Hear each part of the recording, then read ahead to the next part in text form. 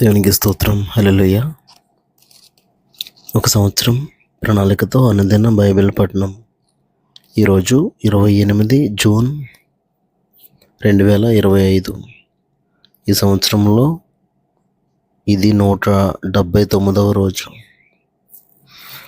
ఈరోజు కొరకు ఏర్పాటు చేయబడిన బైబిల్ వాక్య భాగాలు: పాత నిబంధన యోబు పుస్తకము 13, 14, 15 అధ్యాయాలు మరియు కొత్త నిబంధన అపోస్తలుల కార్యములు 8వ అధ్యాయము 26వ వచనం నుండి 40వ వచనం వరకు. మొదటిగా యోబు 13వ అధ్యాయం. ఇదిగో నా కన్ను ఇదంతయు చూచెను, నా చెవి దాని విని గ్రహించి ఉన్నది. మీకు తెలిసినది నాకును తెలిసే ఉన్నది. నేను మీకంటే తక్కువ జ్ఞానం గలవాడను కాను. నేను సర్వశక్తుడగు దేవునితో మాట్లాడగోరుచున్నాను, దేవునితోనే వాదింపగోరుచున్నాను. మీరైతే అబద్ధములు కల్పించువారు, మీరందరూ పనికిమాలిన వైద్యులు.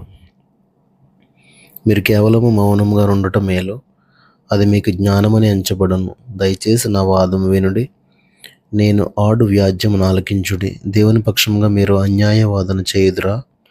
ఆయన పక్షముగా మీరు మోసములు పలుకుదురా? ఆయన ఎడల మీరు పక్షపాతం చూపుదురా?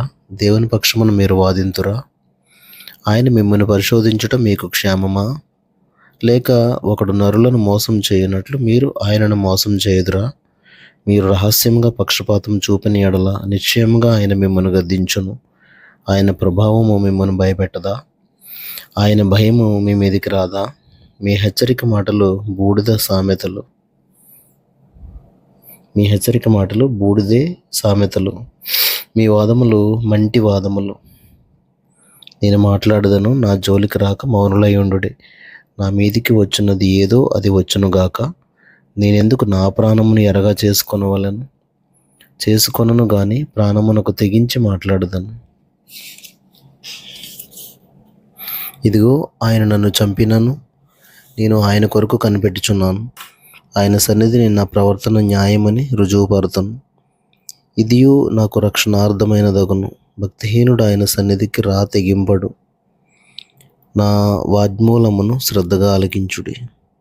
నా ప్రమాణ వాక్యములు మీ చెవులలో చొరనీయుడి. ఆలోచించుడి, నేను నా వ్యాజ్యమును సరిచేసుకుని ఉన్నాను. నేను నిర్దోషిగా కనబడదునని నాకు తెలియను. నాతో వ్యాజ్యమాట చూచువాడెవడు? ఎవడైనా నుండిన ఎడల నేను నోరు మోసుకొని ప్రాణం విడిచెదను. ఈ 2 పనులు మాత్రం నాకు చెయ్యకము, అప్పుడు నేను నీకు విముఖుడనై ఉండను. నీ చెయ్యి నా మీద నుండి తొలగింపము, నీ భయము నన్ను బెదిరింపనీయకము. అప్పుడు నీవు పిలిచిన ఎడల నేను నీకు ఉత్తరం ఇచ్చేదను. నేను పలికెదను, నీవు నాకు ఉత్తరమిమ్ము. నా దోషములెన్ని, నా పాపములెన్ని, నా అతిక్రమమును నా పాపమును నాకు తెలియజేయము. నీవేళ నీ ముఖమును మరుగు చేసుకుంటివి, నన్నేల నీకు పగవానిగా ఎంచుచున్నావు. ఇటు అటు కొట్టుకొని పోవచ్చున్న ఆకును నీవు వేధించదవా? ఎండిపోయిన చెత్తను తరుముదవా? నీవు నాకు కఠినమైన శిక్ష విధించి ఉన్నావు. నా బాల్యకాలపు పాపములను నాకు స్వాస్థ్యముగా నీవు విధించి ఉన్నావు. బొండలలో నా కాళ్ళు బిగించి ఉన్నావు. నా ప్రవర్తన అంతయు నీవు కనిపెట్టుచున్నావు. నా అరికాళ్ళ చుట్టూ గిరిగీసి ఉన్నావు. మురిగి క్షీణించుచున్న వాని చుట్టూ, చిమ్మట కొట్టిన వస్త్రము వంటి వాని చుట్టూ గిరిగీసి వానిని కనిపెట్టుచున్నావు. యోబు 14వ అధ్యాయము. స్త్రీ కనిన నరుడు కొద్ది దినముల వాడై మిక్కిలి బాధ నొందును. పువ్వు వికసించినట్లు వాడు పెరిగి వాడిపోవును. నీడ కనబడకపోవునట్లు వాడు నిలువక పారిపోవును. అట్టి వారి మీద నీవు కనుదృష్టి ఎంచి ఉన్నావు. తీర్పు నొందుటకై నన్ను నీ ఎదుటికి రప్పించి ఉన్నావు. పాప సహితంలో నుండి పాపరహితుడు పుట్టగలిగిన ఎంత మేలు! అలాగునెవడును పుట్టనేరడు. నరుల ఆయుష్కాలము పరిమితి కలది, వారి నెలల సంఖ్య నీకు తెలిసే ఉన్నది. మించుజాలుని వయ పరిమాణము నీవు వారికి నియమించి ఉన్నావు. కూలి వారి వలె తమకు నియమింపబడిన పనిని వారు ముగించే వరకు వారు విశ్రమమునందునట్లు వారి వైపు చూడక ఉండము. వృక్షం నరకబడిన ఎడల అది తిరిగి చిగుర్చుననియు, దానికి లేత కొమ్ములు వేయుననియు నమ్మకము కలదు.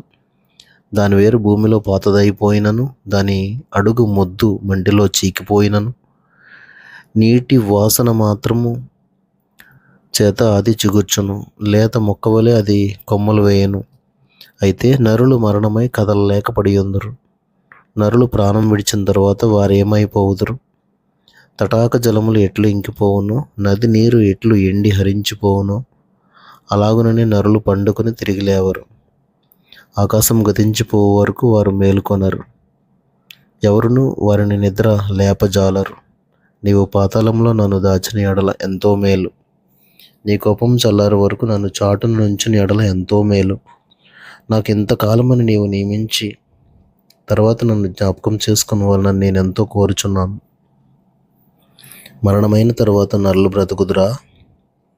అలాగుండని ఎడల నాకు విడుదల కలుగు వరకు నా యుద్ధ దినములన్నీ నేను కనిపెట్టి ఉందును. అలాగుండని ఎడల నీవు పిలిచెదవు, నేను నీకు ప్రత్యుత్తరం ఇచ్చేదను. నీ హస్తకృత్యం ఎడల నీకు ఇష్టం కలుగును. అయితే ఇప్పుడు నీవు నా అడుగు జాడలను లెక్క పెట్టుచున్నావు, నా పాపమును సహింపలేక ఉన్నావు.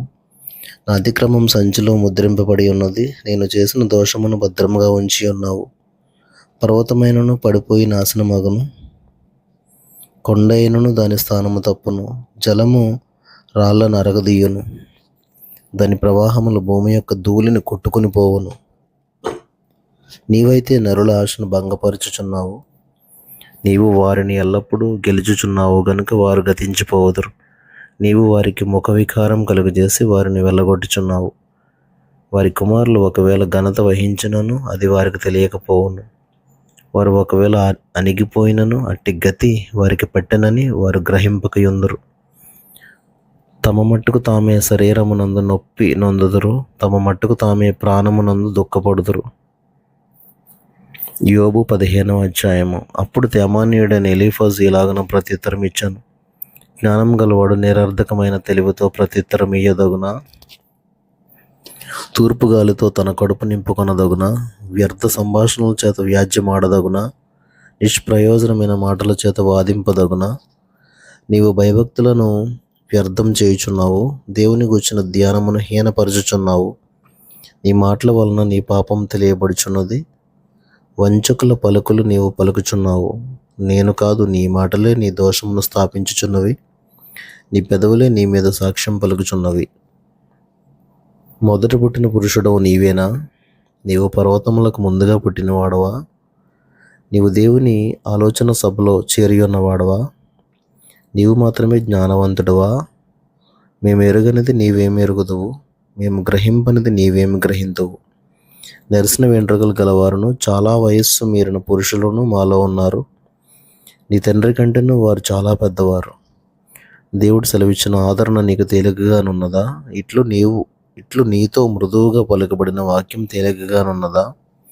నీ హృదయం ఏల కృంగిపోయెను, నీ కన్నులు ఏల ఎర్రబారుచున్నవి. దేవుని మీద నీవేలా ఆగ్రహపడుచున్నావు? నీ నోట నుండి అట్టి మాటలేలా రానిచ్చుచున్నావు? శుద్ధుడొకటుకు నరుడు ఏపాటివాడు? నిర్దోషుడొకటుకు స్త్రీకి పుట్టినవాడు ఏపాటివాడు? ఆలోచించుము, ఆయన తన దూతల యందు నమ్మిక ఉంచుడు. ఆకాశ వైశాల్యం ఆయన దృష్టికి పవిత్రము కాదు. అట్లుండగా హేయుడును చెడినవాడును నీళ్లు త్రాగునట్లు దుష్క్రియలు చేయవాడును మరి అపవిత్రుడు కదా. నా మాట ఆలకింపము, నీకు తెలియజేతును. నేను చూచిన దానిని నీకు వివరించదను. జ్ఞానులు తమ పితరుల యొద్ద నేర్చుకుని మరుగు చేయక చెప్పిన బోధన నీకు తెలిపెదను. అన్యులతో సహవాసం చేయక తాము స్వాస్థ్యముగా పొందిన దేశంలో నివసించిన జ్ఞానులు చెప్పిన బోధన నీకు తెలిపెదను. తన జీవితకాలమంతయు దుష్టుడు బాధనొందును, హింసకునికి ఏర్పడిన సంవత్సరములన్నీ వాడు బాధనొందును. భీకరమైన దోనలు వారి చెవులలో బడును, క్షేమకాలమున పాడు చేయువారు వాని మీదికి వచ్చెదరు. తాను చీకట్ల నుండి తిరిగి వచ్చేదనని వాడు నమ్మడు, వాడు ఖడ్గమునకు ఏర్పరచబడినవాడు. అబ్బా, ఆహారం ఎక్కడ దొరుకునని దాని కొరకు తిరుగులాడును. అంధకార దినము సమీపించుచున్నదని వానికి తెలియను, శ్రమయు వేదనయు వానిని బెదిరించును. యుద్ధం చేయుటకు సిద్ధపడిన రాజు శత్రువుని పట్టుకొనున్నట్లు అవి వారిని పట్టుకొనును. వాడు దేవుని మీదకి చేయి చాపును, సర్వశక్తుడగు వారిని ధిక్కరించి మాట్లాడును. మూర్ఖుడై ఆయనను మార్కొనును, తన కీడెంల గుబకలతో ఆయన మీదకి పరిగెత్తును. వాని ముఖము క్రొవ్వు పట్టి ఉన్నది, వాని చిరు ప్రక్కల పైని క్రొవ్వు కండలు పెరిగి ఉన్నవి. అట్టివారి పాడైన పట్టణములలో నివసించుదురు, ఎవరునూ నివసింపకూడని ఇండ్లలో, దిబ్బలు కావలసిన ఇండ్లలో నివసించెదరు. కావున వారు భాగ్యవంతులు కాకపోదురు, వారి ఆస్తి నిలువదు, వారి సస్య సంపద పంట బరువై నేలకు వంగదు. వారి చీకటిని తప్పించుకొనరు, అగ్ని జ్వాల వారి లేత కొమ్మలను దహించును. దేవుని నోటి ఊపిరి చేత వారు నాశనమగుదురు. వారు మాయను నమ్ముకొనకుందురుగాక, వారు మోసపోయిన వారు, మాయయే వారికి ఫలమగును. వారి కాలం రాకముందే అది జరుగును, అప్పుడే వారి కొమ్మ వాడిపోవును. ద్రాక్ష చెట్టు పిందెలు రాల్చున్నట్లు ఆయన వారిని రాల్చును, ఒలీవ చెట్టు పువ్వులు రాల్చున్నట్లు ఆయన వారిని రాల్చును. భక్తిహీనుల కుటుంబము నిస్సొంతువగును, లంచగొండల గుడారములను అగ్ని కాల్చివేయను. వారు దుష్కార్యమును గర్భమును ధరించి పాపము కందురు, వారి కడుపున కపటం పుట్టును.